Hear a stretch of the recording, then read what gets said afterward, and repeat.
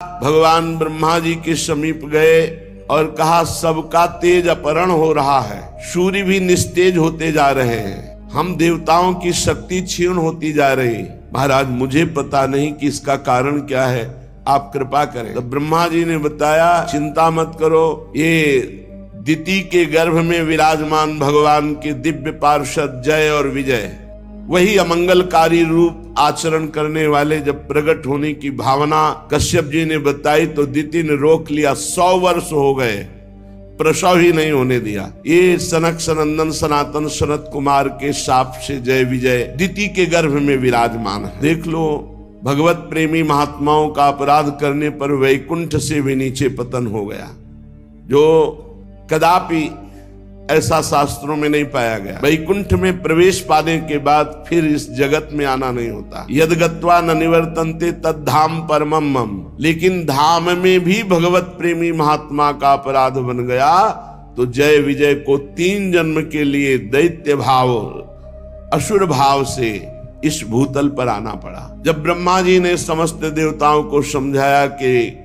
आप शांत हो जाइए, भगवान श्री हरि सबका मंगल करेंगे, ये और कोई अनिष्ट नहीं है, ये दिति ने अपने गर्भ को अपने तपोबल से 100 वर्ष तक रोक रखा है, तो उन गर्भस्थ तेजों में भगवत पार्षदों के प्रभाव से सबका तेज क्षीण हो रहा है। आप शांत होकर के जाइए, कोई चिंता का विषय नहीं। ब्रह्मा जी के कहने से अंधकार का कारण जानकर देवताओं की शंका निवृत्ति हुई और वो पुनः अपने अपने स्थान को लौट। इधर दिति को अपने पतिदेव के कथनानुसार पुत्रों की ओर से भारी अमंगल की आशंका थी।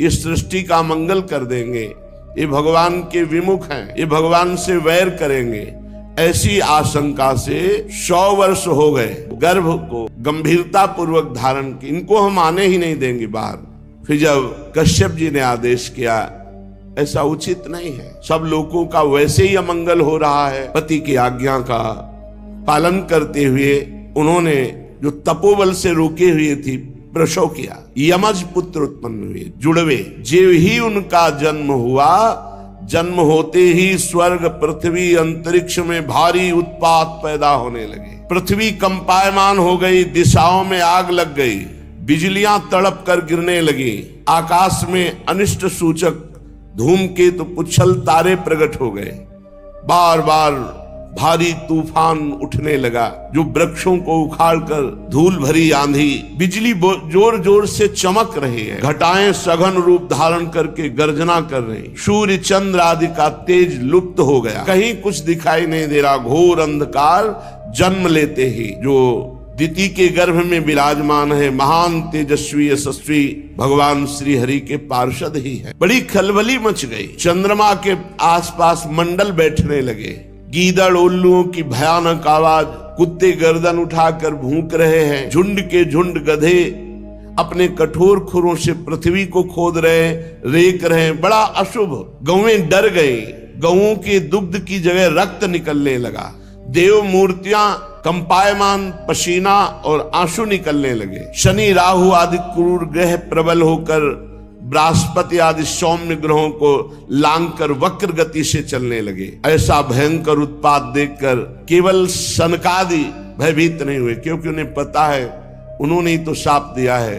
विकास सबको ऐसा लगने लगा मानो प्रलय का समय आ गया क्या। सनकादि के सिवा एक बार सबको शंका हुई, क्या सृष्टि के प्रलय का समय आ गया क्या, ऐसा अनिष्ट सूचक उत्पात। अब ये दोनों प्रकट होते ही इनका शरीर इतना बढ़ा कि पूरे आकाश को छू लिया, प्रकट होते ही, क्योंकि 100 वर्ष तो गर्भ में ही रहे। भयंकर पराक्रम, बलशाली, आकाश को घेरे हुए ऐसा शरीर। वो इतने ऊंचे थे कि उनके मुकुट का अग्रभाग स्वर्ग को छू रहा था। मुकुट को आप नहीं देख सकते, इतने ऊंचे थे। उनके छाती और भुजाओं से दिशाएं आच्छादित हो गई, भुजाओं में ऐसी चमक कि दिशाएं प्रकाशित हो रही थी। अब जे भी उन्होंने पृथ्वी पर कदम रखा तो ऐसे भूकंप आ गया, पृथ्वी कांप गई। कश्यप जी ने मंगलाचरण किया, बड़े भारी तपस्वी कश्यप जी हैं। नामकरण संस्कार किया। उनमें से जो दिति के गर्भ में पहले स्थापित हुआ उसका नाम हिरण्यकश्यप, और जो दिति के गर्भ से पहले निकला उसका नाम हिरणाक्ष। स्थापित हुए हिरण्यकश्यप पहले और प्रकट हुए हिरणाक्ष, इसलिए बड़े भाई हिरणाक्ष माने गए। हिरण्यकश्यप तो ऐसा मत वाला बलवान कि अपनी भुजाओं के बल से मारता पर्वतों को तो चकनाचूर हो जाते। लोकपाल थर्रा गए हिरण्यकश्यप का बल देखकर। और हिरणाक्ष तो हाथ में गदा लेकर के हर लोक में जाके गर्जना करता, कोई सामने नहीं आता। हिरणाक्ष पैरों की धमक असह थी। वो पैरों में बड़े बड़े नूपुर पहने, विजय सूचक माला धारण किए, विशाल गदा लिए, जिधर जाता कोई उससे लड़ने वाला ही नहीं। हिरणाक्ष देवता तो ऐसे डर कर भागते जैसे छोटे बच्चे भेड़िए को देखकर डर, जैसे गरुड़ के डर से सांप, ऐसे देवता भयभीत होकर भागते। हिरणाक्ष ने देखा कि उसके सामने कोई लड़ने वाला ही नहीं, तो हर लोक में जाकर के गर्जना करता। फिर वो गहरे समुद्र में घुस गया और अपनी गदा का प्रहार लहरों पर करता। सब जलचर जीव घबरा गए। अनेक वर्षों तक समुद्र में घूमता रहा, कोई लड़ने वाला ही नहीं मिला हिरण्याक्ष। बस वायु वेग से तरंग जो उठती उसी पर गदा का प्रहार करता। जल में घूमते घूमते लोकपाल वरुण जी की विभवापुरी जो राजधानी है वरुण लोक की, उसमें प्रवेश। जल के स्वामी वरुण जी ने देखा ये बड़ा मतवाला वीर आ रहा है, लड़ना संभव है। हिरणाक्ष हंसी उड़ाते हुए कहा, महाराज प्रणाम। एक हाथ से संत, भगवंत, श्री विग्रह, इनको निषेध किया गया प्रणाम करना। ऐसे एक हाथ से नहीं, हमारे यहाँ दोनों हाथ जोड़कर प्रणाम, ये उपहास कहा जाता है। संत या भगवान का श्री विग्रह या जो अपने बड़े गुरुजन हैं उनको ऐसे नहीं किया जाता, उनको हाथ जोड़कर प्रणाम किया। उसने एक हाथ से ऐसे उपहास करते हुए प्रणाम मुद्रा में कहा, महाराज मैं एक भिक्षा मांगता हूं, क्या युद्ध की भिक्षा मिलेगी आपसे? आप बड़े लोकपाल हो, बड़े वीर हो, कीर्तिशाली हो, तो आप अपनी मर्यादा रखने के लिए मुझे एक भिक्षा दोगे? आओ हमसे युद्ध करो। मदोन्मत्त हिरणाक्ष को देखकर वरुण जी को क्रोध तो बहुत आया, और उन्होंने विचार किया जीता नहीं जा सकता, क्योंकि ये भगवान का पार्षद है, इसे तो केवल भगवान ही जीत सकते हैं, दूसरा नहीं। तो उन्होंने कहा, चिंता मत करो, तुम्हारे जैसे रणकुशल वीरों को युद्ध में संतुष्ट करके सारी मनोकामना पूर्ण करने वाले एक महावीर हैं। तुम्हारे जैसे वीर वहां घुटने टेक देते हैं। तुम बड़े वीर हो, पर तुम्हें ज्यादा देर नहीं लगेगी वीर सैया में शयन करने की। तुम जैसे दुष्टों को नियंत्रण करने के लिए वो विविध रूप धारण करते हैं। वरुण जी की बात सुनकर के बड़ा प्रसन्न हुआ, बोला, बताओ तो जरा ऐसा वीर त्रिभुवन में कौन है जो मेरी भुजाओं को युद्ध में तृप्त कर सके?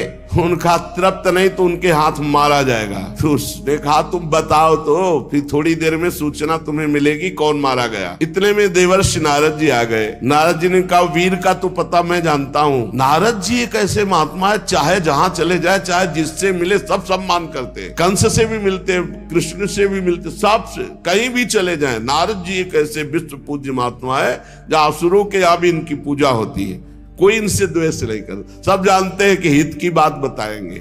नारद जी ने बड़े हित की बात बताई। विश्व विजयी हिरणाक्ष, तुम्हारी भुजाओं को तृप्त करने के लिए रसातल में एक वीर है जो वाराह रूप में विराजमान है, और पृथ्वी लेने गया है। तुम जाओ, पूर्ण तृप्त हो जाओगे। ऐसे वीर हैं जो युद्ध में तुम्हें पूर्ण तृप्त कर। वो खिलखिला के हंसा और कहा, जंगली पशु सुअर से मेरा युद्ध?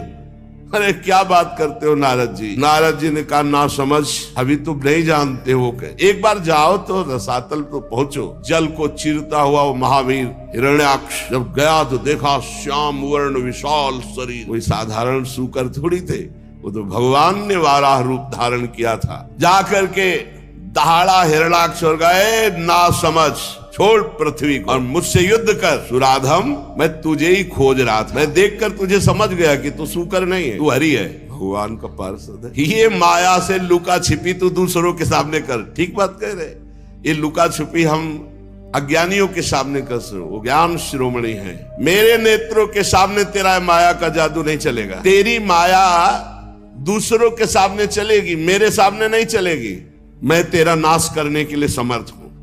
हिरणाक्ष मूढ़, तेरा जो बल है वो योग माया ही है ना, तुझमें कोई पुरुषार्थ नहीं। केवल योग माया से तू बली है। आज मैं तुम्हारी योग माया को चकनाचूर करूंगा। जब मेरे हाथ से छूटी हुई गदा तुम्हारे सर पर पड़ेगी तो तुम्हारी योग माया नहीं बचा पाएगी। तब जितने तेरी आराधना करने वाले भक्त देवता ऋषिगण है ना, तब समझ पाएंगे कि तेरे से भी बलवान हिरण्याक्ष भगवान को ऐसे दुर्वचन बोल रहा था। भगवान अपने दांत पर पूरी संपूर्ण पृथ्वी भयभीत हो गई। भगवान ने कहा तुम चिंता मत करो, बिल्कुल चिंता मत करो, तुम हिलोगे भी नहीं, तुम्हें थोड़ी भी कोई परेशानी नहीं होगी। भगवान वो बोलता गया, पीछे ललकारता गया। भगवान आए और पृथ्वी को स्थापित किया। तीखी दाढ़ वाला वो हिरण्याक्ष भगवान से कहता जाता है, बड़े वीर हो, तुम्हें भागने में लज्जा नहीं आती, लेकिन तुम कुछ भी कर सकते हो, तुम्हें संकोच शर्म तो है नहीं। अरे मैं ललकार रहा हूं, मुझसे युद्ध करो। भगवान ने जब आधार शक्ति का प्रयोग करके पृथ्वी को स्थापित, ब्रह्मा जी फूलों की वर्षा कर रहे, प्रभु कार्य संपन्न हुआ। मनुष्य रूपा की संतान इसी में पलेगी। आप पृथ्वी लाकर बड़ा जगत का उपकार किया, मंगल किया। फूल बरसते देखकर हिरण्याक्ष ने कहा बहुत अच्छा लग रहा होगा बारा भगवान से, अब मेरी गदा की भी वर्षा सहो। और उसने भगवान को कट वचन कहते हुए गदा का प्रहार किया। भगवान ने सहज में उसकी गदा फेंकी हुई पकड़ ली। अरे दुष्ट, तुझ